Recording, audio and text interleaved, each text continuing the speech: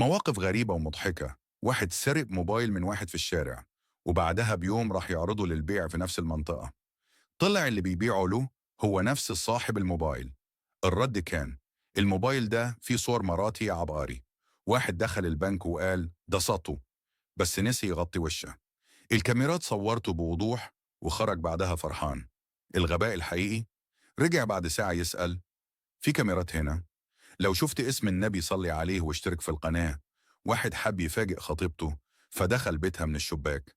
البنت افتكرته حرامي وضربته بالشبشب، واتصلت بالبوليس وهو بيقول للضابط: دي مفاجأة رومانسية والله.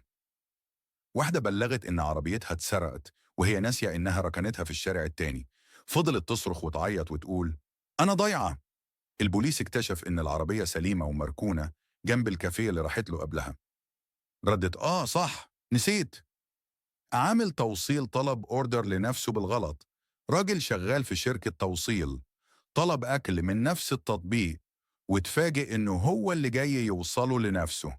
وقال: يا نهار أبيض، أنا طلعت الزبون والمندوب.